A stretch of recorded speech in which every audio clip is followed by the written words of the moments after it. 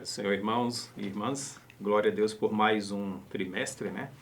Que estamos trabalhando com a nossa revista de jovens.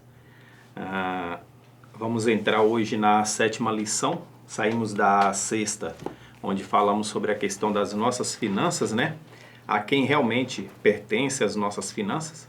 Nós viemos de uma caminhada, né? Junto com o Correlé, ou o Correlet, né? Viemos de uma caminhada e essa caminhada nos levou até as nossas finanças. E nós paramos para refletir quem que é o verdadeiro dono das nossas finanças, uma vez que o próprio Deus vai dizer que Ele é o dono da prata e do ouro.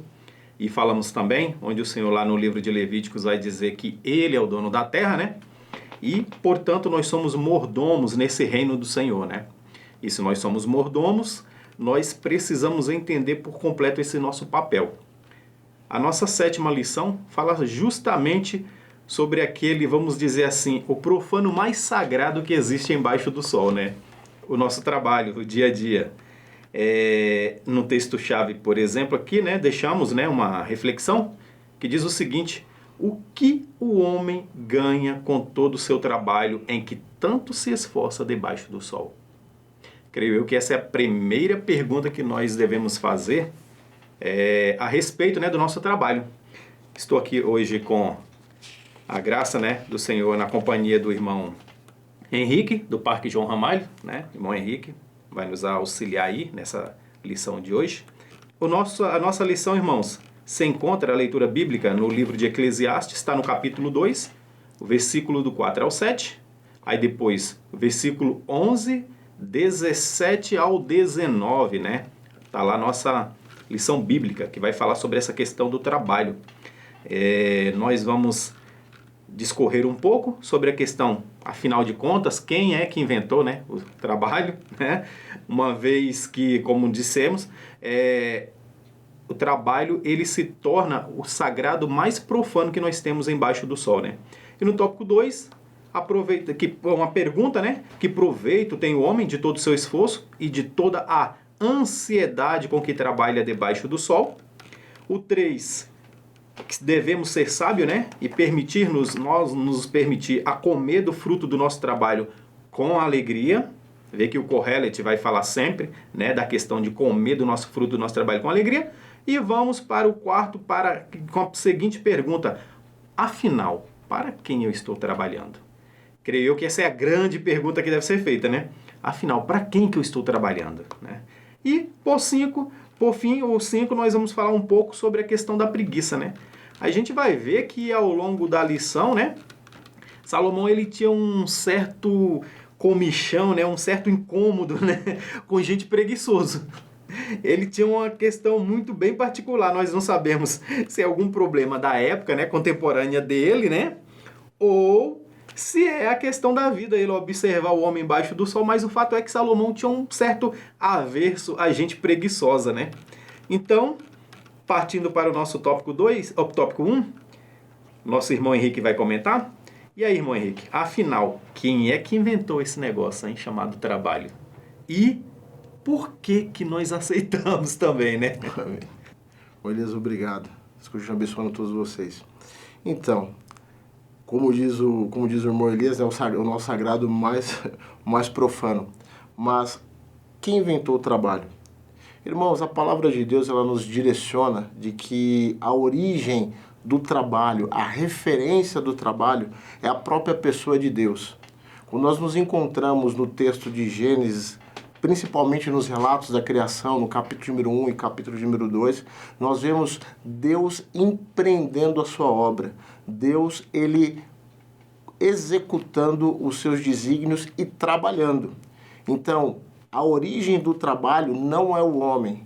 A origem do trabalho é Deus. Deus, ele é a referência.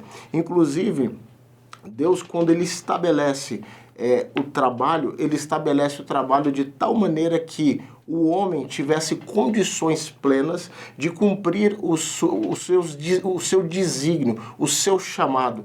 Então o trabalho ele entra como um complemento no qual Deus auxilia o homem a executar aquilo para qual ele foi chamado.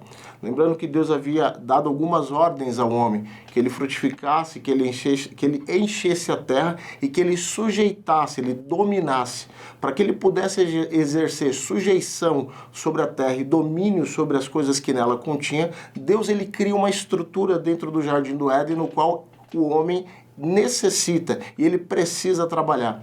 Então, o trabalho auxilia no cumprimento do desígnio e do propósito do homem, bem como é um mandamento. E uma coisa que é interessante, como o trabalho ele provém de Deus, como tudo que Deus faz, o trabalho é bom, por incrível que pareça e você não possa acreditar. O trabalho ele é bom e ele está referenciado no Criador. Amém, né, irmão Henrique? Exatamente. Então, quando nós vamos olhar essa questão do trabalho, né? Primeira coisa, o trabalho ele não é uma maldição, né? Que muitos pensam que o trabalho é uma maldição. Na verdade, o trabalho é uma bênção, né? Você vê a graça de Deus, a misericórdia de Deus para o homem, uma vez que esse homem pecou, né? E o trabalho não foi inventado também após a queda do homem, né? Adão, lá no Jardim do Éden, quando Deus faz Adão, a primeira coisa que ele fala com Adão é o quê? Vai trabalhar, né, Adão? Vai dar nome aos bichos. O nome que você der, esse assim será. Portanto, é trabalho, né? Então, o homem, né, quando nós vamos olhar ali, eu gosto muito dessa referência de Gênesis, do livro de Gênesis, capítulo 3, o versículo 17 e 19, né? E ele tem umas particularidades que diz assim: e o homem declarou, visto que você deu ouvido à sua mulher e comeu do fruto da árvore, da qual eu lhe ordenara que não comesse, maldita é a terra por sua causa. Com sofrimento você se alimentará dela todos os dias da sua vida. Ela lhe dará espinhos e ervas daninhas, e você terá que alimentar-se das plantas do campo. Com suor do seu rosto você a comerás, seu pão, até que volte à terra, visto que dela foi tirado. Porque você é pó, e ao pó voltará. Então, quando a gente olha aqui, parece que Deus amaldiçoou o homem a trabalhar, né? A trabalhar duro. Não. E a situação do homem após a queda, a situação do homem terreno. Então, uma das graças que a gente vê aqui é que Deus já está falando para o homem o seguinte, que o sustento dele está garantido, né? A garantia do sustento, uma vez que ele não estará mais tão próximo de Deus, né? Ele não terá aquele contato puro e santo com Deus. E agora, como que o homem vai sobreviver? Né? Então, provavelmente, Adão deve ter se perguntado, né? E aqui, como ficará o futuro? Como será o futuro? E Deus garante uma coisa para ele: você vai comer. Não se preocupe que comida vai ter, né? Então, a gente observa aqui que Deus fala assim: maldita é a terra por sua causa. Ou seja, Adão, a maldição que está sobre a terra foi colocada por você. Deus não está amaldiçoando a terra, né? Que a gente fala, Deus amaldiçoa a terra, amaldiçoa a serpente, amaldiçoa a mulher, amaldiçoa Adão. Não, Deus está falando, olha, maldita é a terra por sua causa. Você amaldiçoou a terra. Você trouxe o pecado sobre a terra. E o pecado caiu como maldição sobre a terra. Não só sobre ti, mas como toda a criação terrena, né? Então, a terra passou a ser maldita por causa do pecado do homem. E ele fala, você sabe qual que é esse o efeito? Né? Ela lhe dará espinhos e ervas. Ela vai lhe dar espinhos e ervas por causa disso. Né? E como a terra passou a ser amaldiçoada, a sobrevivência da humanidade entra em jogo. Né? Poderia pensar, Adão, poxa, e como que a gente vai sobreviver? Né? E é interessante que Deus, né, garante ao homem que não, que ele terá só alimento. Porém, agora, com uma condição. Deus falou com uma condição. Com o suor do seu rosto você comerá o seu pão. Com sofrimento você se alimentará todos os dias da sua vida. E você terá que se alimentar das plantas do campo. Portanto, Deus já está falando aqui. Você vai se alimentar das plantas do campo. Ou seja, você vai continuar comendo. Né? Então, o homem, Deus está garantindo que a sobrevivência do homem através do alimento estava garantida. Só que um pouquinho duro, né? Seria um pouco suado, teria um pouquinho de dureza nessa vida aí.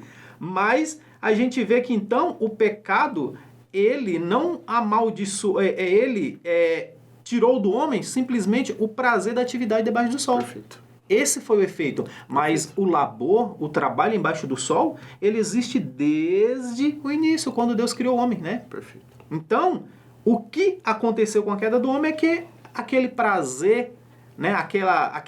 Vamos dizer assim, aquela produtividade toda que ele tinha e aquele gosto, aquele prazer de olhar o final do dia, né? Quando Deus se encontrasse com ele na virada do dia, como diz lá em Gênesis, aquela alegria, aquela satisfação, né, do seu prazer pelo trabalho já não seria mais a mesma.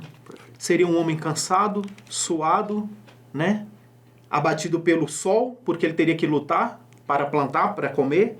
Então vê que o pecado ele simplesmente tira o prazer, mas o trabalho continua.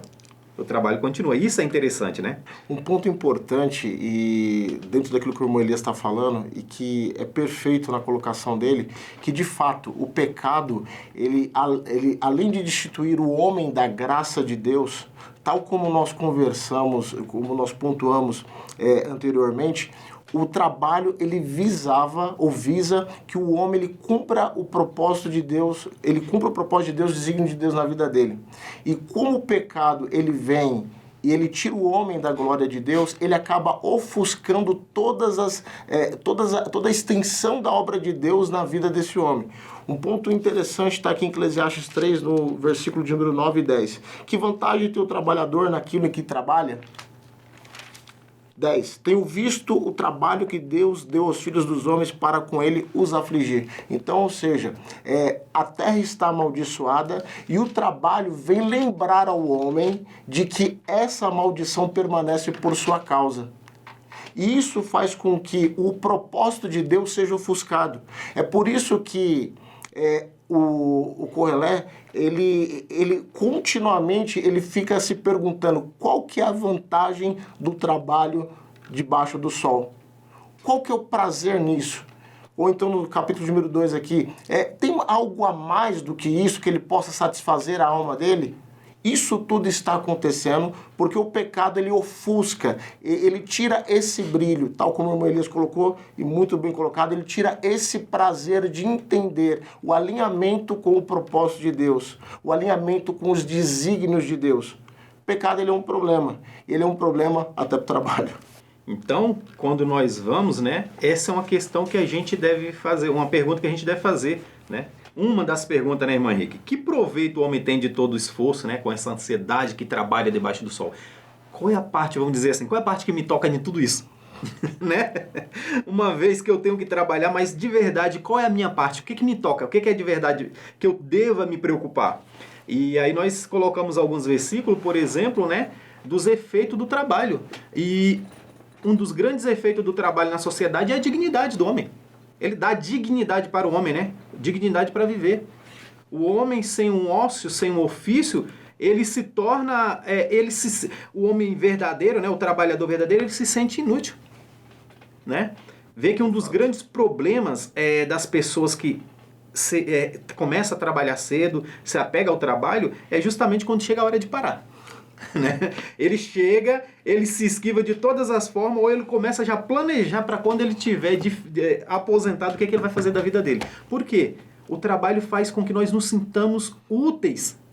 E sem o trabalho, sem um ofício, parece que nós somos inúteis, né? Então, tem a questão da dignidade também e trazer uma igualdade social debaixo do sol, né? Uma igualdade social. Então, o trabalho está muito ligado à questão da igualdade social. E o Koheleth, ele tinha uma certeza, como eu disse, ele tinha uma certa aversão, né, sobre essa questão. Mas e por quê? Né? Por que ele tinha essa certa aversão? Né? Quando a gente vai lá para Eclesiastes 10:18, ele vai falar: por causa da preguiça o telhado se enverga, por causa das mãos indolentes a casa tem goteiras. Ele fala, olha, a preguiça, a falta do ócio, né, do ofício, do trabalho, ele castiga o homem. O homem que decide que ele não irá trabalhar, que ele não se dará ao trabalho, uma vez que esse é um mandamento, uma ordem de Deus para o homem, irmão, ele tem consequência. Tem consequência sobre a vida dele, né? E ele fala que a casa tem goteiras por causa disso, ou seja, ele vai viver embaixo de dificuldade, sua vida será dificultosa. E no 2:24 ele fala, para o homem não existe nada melhor do que comer, beber e encontrar prazer no seu trabalho. Vê que aqui ele não vai falar comer, beber e trabalhar. Ele fala encontrar o prazer. Ou seja, ele precisa descobrir o prazer no trabalho, porque o trabalho tem prazer. Portanto, quando nós vamos lá para a questão dos tempos, observa que lá na questão que tem um tempo para tudo, ele coloca um tempo até para o trabalho, né? Quando ele vai falar que o trabalho, né, que tem um tempo de plantar e um tempo de arrancar. Ou seja, tem um tempo para você trabalhar, mas tem um tempinho também para você aproveitar os frutos do seu trabalho. Coma, né, do fruto do seu trabalho, né? Então, Eclesiastes, o livro de Eclesiastes é cheio de referências sobre o trabalho, né? Então, e por quê? Por isso conclui, ele coloca aqui, por isso conclui que não há nada melhor para o homem que desfrutar do seu trabalho, porque esta é a sua recompensa. Ele fala, o fruto do trabalho, é o desfrutar do trabalho, saber aproveitar do trabalho que é a recompensa do homem. E por que isso? Ele vai complementar lá no 5,15, né? O homem saiu nu do ventre da sua mãe. E como vem, assim vai. De todo o trabalho em que se esforçou, ele não levará nada. Perfeito. Portanto, encontre o prazer no seu trabalho, né? Essa é a questão. O irmão pode ficar à vontade, irmão, para fazer suas pontuações sobre essa questão aí também. Um ponto importante dentro do tópico de número 2, e que eu acho que, fazendo uma extensão daquilo que o irmão Elias acabou de colocar, em Eclesiastes 9:10 diz assim, tudo quanto te vier a mão para fazer, faze-o conforme as tuas forças. E aí entra a questão da transitoriedade que o irmão Elias sempre comenta nas suas aulas. Porque na sepultura para onde vais não há obra, nem indústria, nem ciência, nem sabedoria alguma. Então, ou seja, o prazer do homem, e isso que é também muito interessante, indo para Eclesiastes, no capítulo de número 2, versículo de número 24, não é, pois, bom para o homem que come e beba e que faça desfrutar sua alma do bem do seu trabalho? Também vi isto que vem da mão de Deus. Aí vem aqui no versículo de número 26 de Eclesiastes 2. Porque ao homem que é bom diante dele, Deus dá sabedoria, conhecimento e alegria. Mas ao pecador dá trabalho, para que ele ajunte, amontoe e o dê ao bom perante sua face. Também isto é vaidade e aflição de espírito. Então, ou seja, se o trabalho veio na sua mão, se esforce, se dedique, faça com dedicação. Entretanto, saiba que a alegria desse trabalho, ela é descoberta quando Deus está na frente, quando o Senhor Deus te conduz, quando o Senhor Deus te direciona, quando você está alinhado com o propósito do Senhor Deus na sua vida. De repente, a falta de prazer no seu trabalho, a angústia que você muitas das vezes passa, é porque você talvez esteja desalinhado do propósito de Deus na sua vida. Quer alegria, quer ter sentido, alinhe o seu trabalho, alinhe a sua vida com Deus. Um dos textos que o irmão Elias colocou aqui que eu achei fantástico, dentro desse tópico, foi o texto de Colossenses, no capítulo de número 3, versículo 22 e 24, que fala justamente isso, que o trabalho é mais do que um trabalho, é um compromisso com Deus.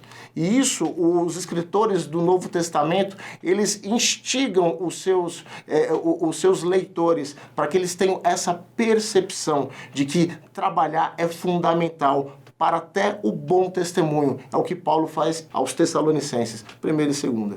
Portanto, né, chegamos ao tópico 3. Você já sabe, permita-se comer do fruto do seu trabalho com alegria. Eu gosto muito desse Salmo 104, versículo 23 aqui, né? É muito interessante. A tradução aqui está um pouquinho diferente. Obviamente, essa daqui não é NVI. Mas diz assim, ó, irmãos.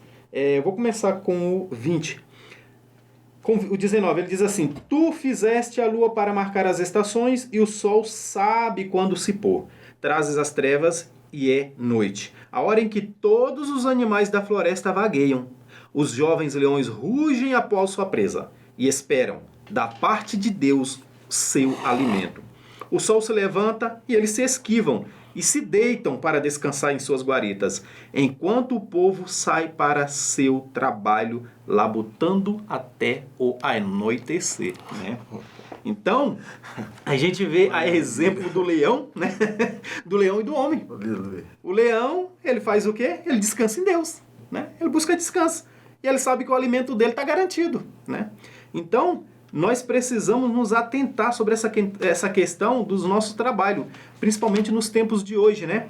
A gente via lá atrás, por exemplo, eu que não sou, né, mas moro há 20 anos no ABC, conheço um pouco da história do ABC, das indústrias, né? São Bernardo do Campo era considerado como se diz, a Detroit brasileira, né? Aquela cidade das indústrias automotivas e tudo mais. Muita gente trabalhou, o povo daquelas épocas trabalhou, né? Para deixar para um filho uma boa casa, uma boa propriedade, né? Uma boa conta bancária. E a grande maioria deles se aposentaram, já velhos, e cheio de problemas de saúde, né? E o que os filhos fizeram após isso? A grande maioria, bom, já que tinha uma condição financeira boa, foi embora do país. Aí você chega nesses lugares, hoje em dia, com a questão das compras desses terrenos para construir esses prédios, né, e tudo mais, você não vê tanto lá, mas no meu bairro, por exemplo, a gente ainda acha aquelas casonas enormes, abandonadas, e você fala, poxa, anos e anos, por quê? E o trabalho, e o esforço que foi posto naquela obra ali, pelo pai, pelo avô, né? E aí, onde que está o valor de tudo isso, né? Então, a questão aqui, o sábio fala, ele permita-se comer do seu trabalho com alegria, né? Afinal de contas, para onde você vai, como o irmão disse, não há indústria, não há labor, né? Tem descanso, né? Então, nós chegamos no tópico 4 e vem a grande pergunta. Ok, então, e para quem então que eu estou trabalhando? Qual é a função do trabalho? Para quem verdadeiramente estou trabalhando? E aí, irmão Henrique, como que fica essa situação? O interessante desse tópico aqui, para quem estou trabalhando, é que se você for olhar as gerações, tal como o irmão Elias colocou, o propósito de para quem e para o que estou trabalhando, ele vai mudando conforme as gerações mudam. Então, se você pega, por exemplo, uma geração X, o propósito desse camarada, numa pesquisa rápida que eu fiz, era primeiro saúde, depois ter muito dinheiro, depois tempo com a família. Você pega já uma geração Z, o propósito já é completamente diferente. Tenho muito dinheiro, uma carreira significativa, saudável, e depois eu vou pensar em família. Família veio nos últimos. E o que acontece? A mudança de gerações, ela faz com que as pessoas mudem a estratégia de para quem elas estão trabalhando.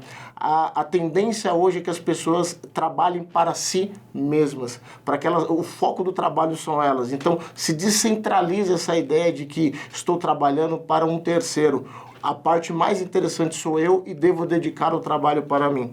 Só que é interessante que, mais uma vez, a palavra de Deus, ela entra com seus absolutos, quebrando esses relativos. Porque a palavra de Deus nos direciona a focar a nossa mente no Senhor, a direcionar o nosso espírito para Ele. Para quem que você trabalha? O irmão Elias colocou, para aquele que te dá prazer. A fonte do seu prazer, aquele que te fornece o prazer é para quem você trabalha. E o prazer verdadeiro, como nós lemos em Eclesiastes 2, 24 e 26, ele vem de Deus. E, como a gente já citou o texto de Colossenses 3, 22 ao 24, é Ele, é o Senhor. Todo o seu propósito é para Ele que você trabalha. Então, ou seja, o produto das suas mãos, tal como o irmão Elias apresentou na aula de número 6, a sua mordomia do seu trabalho é para Ele também. Exatamente, irmão Henrique. E aí vem a questão, né? A Bíblia tem umas passagens da Bíblia que a gente se prende mais, né? Que a gente gosta mais, né? É natural. Levíticos 25 é fantástico quando a gente lê Levíticos 25. E aí vem a questão também do jubileu, né? O ano do jubileu, o 50º ano, né? E Deus vai dando ordem para o ser humano, né? Olha, o povo deve trabalhar 6, descansar 1. A cada 7 anos trabalhado, né? Descansará 1. Ou a cada 7, de 7 em 7, né? Ou seja, ele trabalha 6, descansa 1. Quando chegar nesse quadro aí de 49 anos, daria 49 anos, né? Então, nesse conjunto, ele faria o quê? Ele descansaria no 50º, era o ano do jubileu, né? E aí a pergunta, Deus falou assim, olha Moisés, né? Deixa eu te falar uma coisa, o povo vai questionar, tá legal, que bom, né? Eu vou parar de trabalhar, mas e aí, eu vou comer o quê? Essa é a primeira pergunta que vem, né? E aí, eu como o quê então, já que eu vou parar de trabalhar? e vê a questão do valor do descanso. Nós, o cristão, aquele que trabalha para Deus, que serve a Deus verdadeiro, ele acaba descobrindo que de verdade ele não come do seu suor. Eu gosto dessa parte onde Deus fala bem assim, do suor, do seu trabalho, comerás, e assim é, se Deus falou. Mas eu começo a analisar e eu falo, e é assim mesmo? É do suor do meu trabalho que eu tô comendo? Olha, eu vou te falar uma coisa, se fosse do suor do meu trabalho, eu tava perdido. Eu tava perdido para comer. Então, quando a gente percebe que de verdade, nem do suor do nosso trabalho nós comemos de verdade. Nós somos alimentados por Deus. Sim. E Deus vai falar bem assim, olha, quando ele estiver descansando, esse ano de descanso produzirá 3 vezes mais. Ou seja, quando eles voltarem, eles vão ficar 6 dias trabalhando, ou 6 anos trabalhando. No 7º eles vão descansar, certo? Certo. Então, esse 7º ano eles comerão com fartura. E detalhe, dessa fartura do 7º ano que eles não fizeram nada, sobrará 2 anos de alimento para eles ainda. 3 anos de comida. Ou seja, se eu trabalho 7 e eu como 3 de graça, eu trabalho 6 e como 3 de graça, eu estou trabalhando pela metade. Deus está dando outro sustento 100% da mão dele. Não está vindo nada de mim. 100% da mão dele. Então você percebe que de verdade, nós não comemos nada do nosso suor. Deus fala que através do suor nós arrancaríamos o nosso alimento da terra. Mas o cristão, né, diferente do tolo, né, diferente do ímpio, que é essa questão da lição sobre trabalho aqui do Eclesiastes, o cristão ele come de Deus, ele come do que vem de Deus. E come bem. Come bem. E come bem. Você tem um povo que come bem, é crente, né? E come bem. Portanto, irmãos, eis aí a questão, né? Então, nós verdadeiramente somos sustentados por Deus. E aí nós entramos na questão porque que nós falamos que Salomão, ele tinha uma aversão por gente preguiçosa, mas não era só Salomão, não. É porque ele examinava a palavra de Deus e ele via, Deus condena a preguiça. Condena a preguiça. A palavra de Deus o tempo todo está falando sobre gente preguiçoso. Falei lá que o trabalho, ele social, ele dá uma dignidade social para o homem, né? A falta do trabalho, ou vamos dizer assim, a recusa a trabalhar sobre a terra, ele traz a desigualdade sobre ele. Ou seja, a preguiça pune o homem, né? E aí, irmão Henrique, como que fica então essa questão aí da preguiça? Eu gosto aí dessa passagem, né, dessa frase que eu coloquei na lição aí, de São Jerônimo, né? Onde ele diz o seguinte, né? Trabalhe em algo para que o diabo te encontre sempre ocupado. Mente vazia? Oficina do diabo, né? Traduzindo São Jerônimo, mente vazia é oficina do diabo. Portanto, São Jerônimo está dizendo aqui o seguinte, Satanás vai te tentar na tua preguiça. Vê o espaço que dá até para Satanás entrar. Ele fala, olha, trabalhe, para quando ele chegar, você estava ocupado, sua mente está ocupada, né? E aí, irmão Henrique, como que fica então essa questão do preguiçoso? A palavra de Deus ela é muito contundente nisso, né? Um dos textos que foi colocado na lição aqui é o famoso, né? Vai ter com a formiga, ó preguiçoso. E de fato, e essa é uma recomendação, obviamente o mestre de provérbios inspirado pelo Espírito de Deus, é a recomendação do próprio Deus. Vai ter com a formiga, ó preguiçoso. Um dos textos que nós lemos aqui foi Eclesiastes 9:10. Ele mostra que, olha, se esforce bastante para que você faça o seu trabalho muito bem feito. E, tal como o irmão Elias apresentou em Eclesiastes 10:18, o preguiçoso, até o lugar onde ele mora, é insalubre, é desconfortável para ele. Interessante que essa angústia sobre preguiça, essa angústia de quem realmente, essa angústia que o irmão Elias comentou de que o Salomão ele tinha, percebe que ele vai causar frustração na vida dele em Eclesiastes no capítulo número 2. Ele vai ficar frustrado com 2 coisas na vida de Eclesiastes no capítulo número 3, para falar a verdade, com a sua vida e com o trabalho. E essa ideia de ele ficar frustrado com o trabalho justamente porque ele pensou assim, quem será que vai vir depois de mim? Será que vai ser tão dedicado, esforçado e sábio como eu? Ou o camarada vai ser relaxado? Vai ser um tolo, vai ser um preguiçoso? E aí isso trouxe essa angústia de não saber se o camarada seria esforçado e diligente mais do que ele, ou um preguiçoso, diz o texto aqui, Eclesiastes 3:18, que trouxe angústia, trouxe ódio da vida dele pelo que ele tinha construído. Preguiça é uma coisa ruim. A palavra de Deus diz que o Senhor ele não tem compromisso com o preguiçoso. Por isso, assim, maldito é aquele que faz a obra do Senhor relaxadamente. Ele não tem compromisso. Deus não tem compromisso com preguiça com indolência. Deus tem compromisso com diligência. Seja diligente. Então, para nós encerrarmos aqui, né, essa lição, às vezes que todo mundo conhece um caso de preguiça no seu ambiente familiar, de trabalho, em algum lugar. Você vai ter um caso de gente preguiçosa. E às vezes a gente confunde, a gente acha que aquele cidadão ali é que inventou a preguiça, né? Que ele é o próprio pai da preguiça, foi ele que criou. Mas essa coisa aí da gente preguiçosa, ela é bem tratada, né? Na Bíblia, ao longo da Bíblia é bem tratada. E eu gosto de Paulo. Paulo, como que ele trata preguiçoso? Ele fala, olha, só deixa eu te contar uma coisa. Não trabalhou? Não come, filho. Se você não trabalhou, não come. Paulo é bem claro. Eu costumo dizer que Paulo, ele naturalmente, ele era um radical. Paulo era radical. Ele era um radical antes de se converter e ele se transformou em um radical, só que agora do lado positivo, na palavra de Deus. Tudo que Paulo fazia, ele fazia, como o irmão mesmo citou aquele versículo lá, com toda a sua força. Com toda a sua força, o apóstolo Paulo fazia. E quando chega essa hora aqui, ele mais uma vez ele vai incisivo. Quer saber de uma coisa? Tá no meio de nós? É nosso irmão, certo? Certo. Legal. Não quer trabalhar, não? Irmão, então também não come. É simples. Na hora que a fome bater, ele vai procurar um emprego. Ele vai procurar emprego. Então, vê que a Bíblia, ela condena a preguiça. A preguiça é algo maldito, né? Então, vê que o trabalho é uma bênção e se, vamos dizer assim, abrir mão desse trabalho, do seu compromisso com Deus, da sua obrigação com Deus, que é de produzir, uma vez que o próprio Jesus vai falar, meu pai trabalha até hoje. Por que vocês não querem trabalhar, né? Esse texto agora. Entendeu? Ele trabalha até hoje.